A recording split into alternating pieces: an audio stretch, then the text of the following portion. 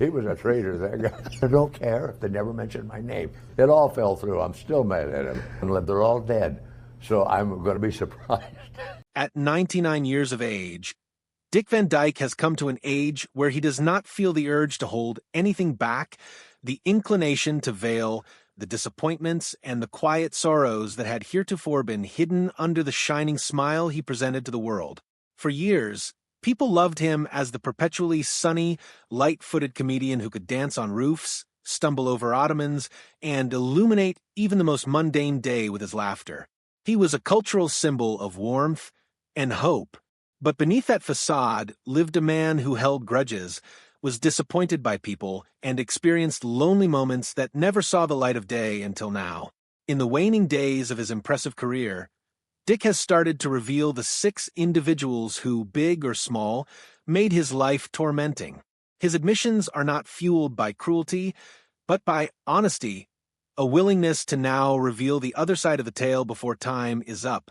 Included in those names are stars, mentors, and co-conspirators who were previously suspected to be his closest friends. First, and maybe most astonishing, is Mary Tyler Moore. To the audience, their on-screen rapport was the epitome of legend. Week in and week out in the Dick Van Dyke Show, they acted out Rob and Laura Petrie, the ultimate TV couple. Their rapport appeared easy, their repartee perfect, their love genuine. Audiences perceived that they were not viewing a scripted union, but an actual union charged with love, humor, and playfulness. But for Dick, each laugh, each stare, had a subliminal price tag. From the first days of shooting, he had fallen hopelessly in love with Mary. She was not only lovely, but fantastically gifted, able to make each scene sizzle with her humor and charm. Dick was already married to Margie Willett, sworn and obligated, and he never permitted himself to give in to such feelings. Nevertheless, the desire existed in him, smoldering silently, informing his every moment on the set, portraying a perfect marriage on camera, while secretly, in some corner of his heart, wanting the woman he stood next to was emotionally draining. Mary, for her part, was well aware of this subtext. She felt the closeness, the unspoken love, and years later called their relationship a terrible waste.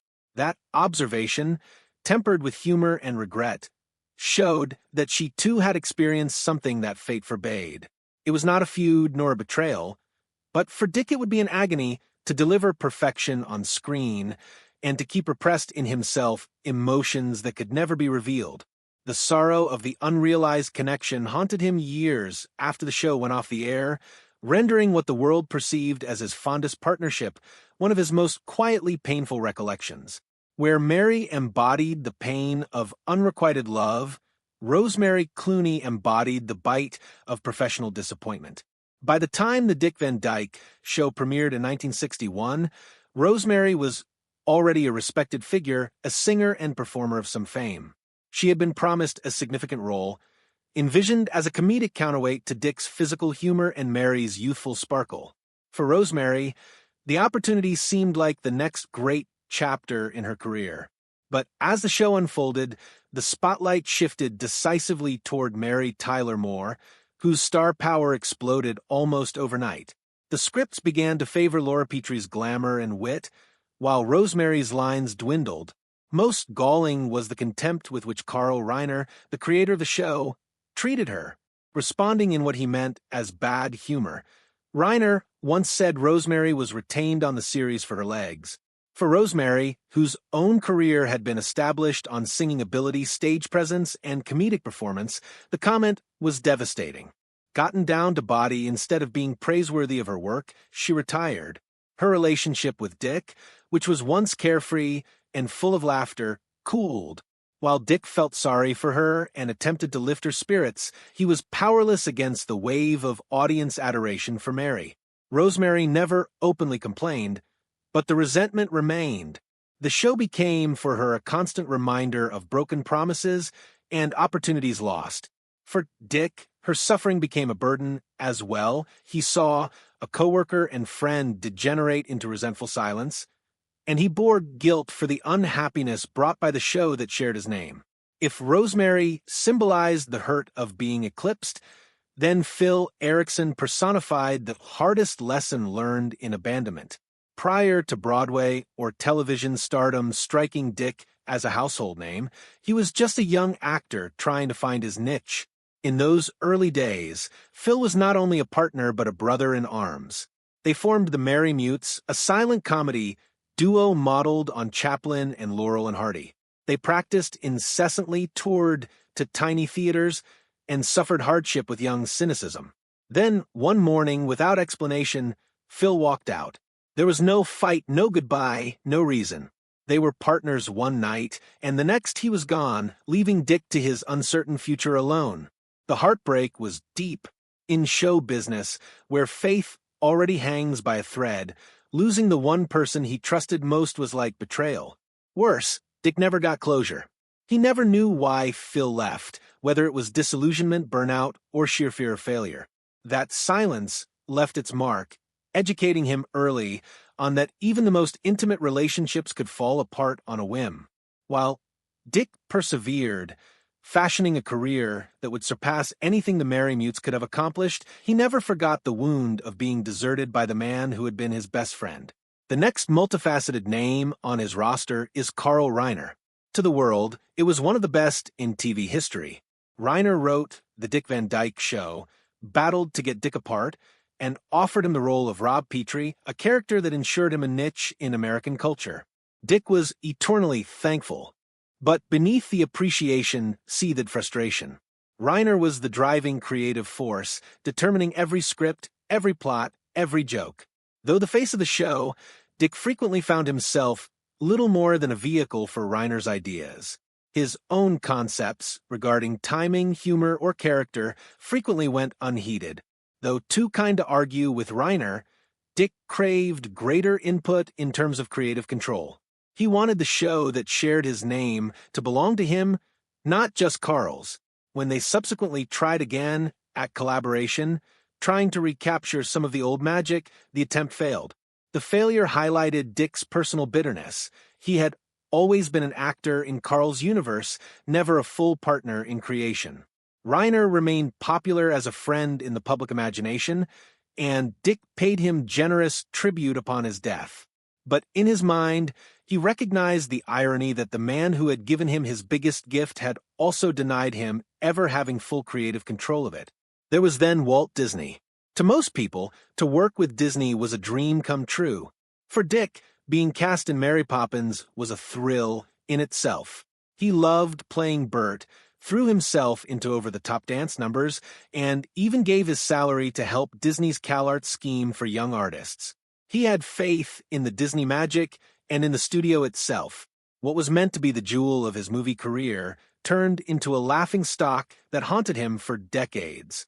His notoriously Cockney-inflected accent, under the tutelage of an Irish trainer, was savaged. Critics tore it apart, audiences guffawed, and it was a running gag that lasted longer than the movie itself.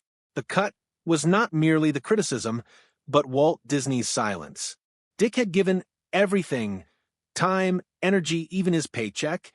Yet, when the ridicule erupted, Disney never came to his defense. He never took a step forward to declare the accent less significant than Dick's warmth, charm, and physical radiance in playing the role. He left him vulnerable, the target of endless jokes. Despite generations of audiences growing up with Bert and adoring Mary Poppins, Dick never managed to emerge from beneath the shadow of that accent. The hurt of abandonment by Disney, the man he admired, created a lingering bitterness which he rarely acknowledged, but never forgave. These tales, Mary Tyler Moore, Rosemary Clooney, Phil Erickson, Carl Reiner, and Walt Disney, are collectively a mosaic of the letdowns that define Dick Van Dyke's extended career.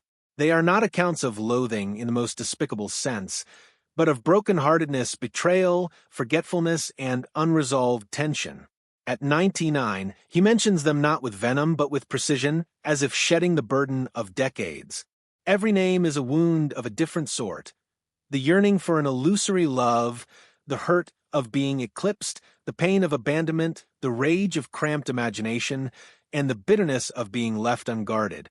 But in speaking these truths, Dick does not tarnish his own legacy. If anything, they make him more human.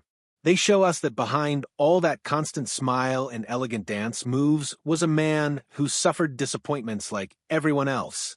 He bore heartache and bitterness, but he also persevered, deciding to continue entertaining, to continue smiling, to continue bringing happiness to others even when his own heart was sore. That is most likely because as he now lays bare these deep-seated resentments at last, the world continues to love him. He is not characterized by those who wronged him, but by the strength with which he survived. Ultimately, Dick Van Dyke is not merely one of the greatest entertainers of the 20th century, but also one of its most profoundly human. The sixth and last name that Dick Van Dyke shared is likely the most intimate of all, Margie Willett, his first wife. To the public, Margie was the devoted companion who remained by his side as he rose from nowhere to fame. They had wed young many years ago and before fame or riches, in a modest wedding on a vintage radio program where the producers even sponsored the wedding as part of a broadcast. It was, on paper, the start of a fairy tale romance, two small-town sweetheart girls who would rise together to the pinnacle. But beneath the make-believe exterior existed a marriage that hurt Dick as much as it stabilized him. Margie didn't crave the limelight. She was a private, shy woman, and the turmoil of Hollywood overwhelmed her. As Dick's popularity increased, so did the strains on their marriage. When the world worshipped him, Margie seethed with insecurity, isolation, and resentment for the industry that had consumed her husband. She hated the exhaustive rehearsals, the long days, and the adoring public. What she had in mind was a plain existence, a house, peaceful nights, security. What she received instead was a whirlwind, a husband with 100 competing pulls, and an existence under the spotlight of cameras. The tension started showing early on. Margie increasingly resorted to prescription pills and booze to deal with it, and her temper tantrums had Dick treading softly. He loved her and their children, but he also bore guilt for the constant absence that show business required. Further, his own secret battles with alcoholism widened the chasm. Far from offering comfort, their marriage became a war zone of unspoken grievances and unfulfilled desires. To the world outside, Dick was the happy husband, but at home he was too frequently greeted by silence, fury, or desperation. The last fracture was in the 1970s, when Dick admitted to Margie that he had fallen in love with Michelle Triola, a woman he had met while working in Los Angeles. The admission broke her. Although Dick did not outrightly leave, the marriage effectively ended. Margie shut down further, struggling with depression and bitterness of being betrayed. Their final divorce left deep wounds on both sides. But on Dick's part, the shame of hurting a woman who had once been his most trusted friend continued to weigh him down as one of his heaviest crosses. He afterwards confessed that his marriage to Margie was a time of sadness, shame, and emotional strife. Years of living in between duty and desire, loyalty and longing.